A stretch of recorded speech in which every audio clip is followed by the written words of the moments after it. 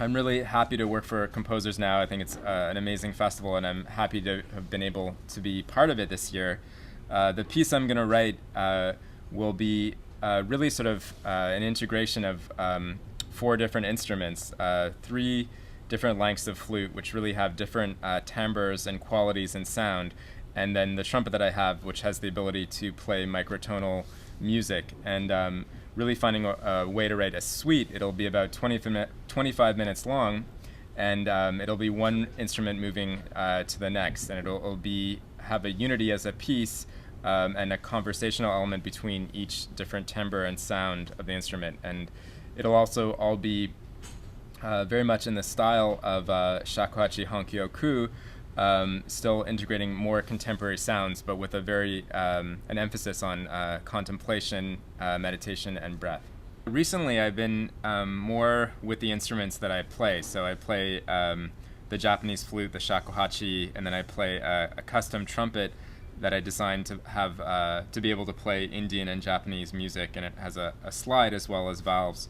So I usually work on those instruments. Sometimes I'll use my voice as well, and I try to get, I'll usually start with melodic ideas, and then once I have enough melodic ideas, then I can go to piano or keyboard and start to work on the harmonic side of things if the piece calls for that.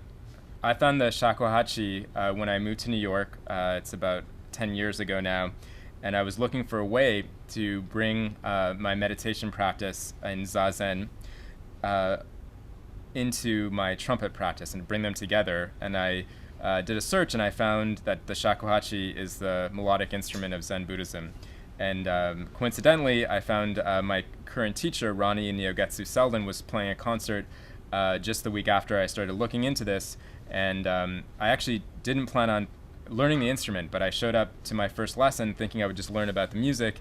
And my teacher, Ronnie, said, "Here's your flute, and learn these notes for next week," and sort of thrown into this world. The instruments can be very difficult. I've heard stories where people can't get a sound for months or even a year. But for me, I was lucky enough to get a sound, and it taught me about how to really connect with my body, because I had to be centered in the same way that I meditate in order to get a sound. For me, that was the key, and that really taught me a great lesson in terms of how to concentrate. And the shakuhachi in particular, you need a lot of air to get even a little bit of sound. And so for me, that's been huge in terms of influencing my playing, because it really disciplines you into really taking the right kind of breath. I guess I try to think about when I write, often for a function. I've taken an inspiration from literary works, from visual works, and then just conceptual things. And then I always try to have an idea beforehand. It's not that often that I'll just sit down and write spontaneously, like without any guideline.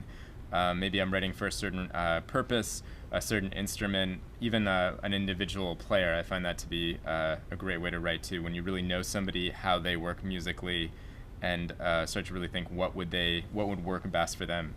I think with the music, I mean, I have been to India and I have been to Japan, and I definitely plan on going back. I think both of those experiences were life-changing. I think I don't know whether it's essential to live there, but I definitely plan on going back on a regular basis. And I think definitely when you're in the culture and in the place, you understand, even just on an intuitive, visceral level, what the music is about. So I definitely think that's essential, and really interacting with those people to be with that culture and the music that they've come up with, that's come down from so many generations. For young composers, I think the best way to learn how to be a composer is to compose, and to really treat it as a practice, as a continual thing that you're doing every day in your life, and to really make the time to do it. And that's the best way to learn.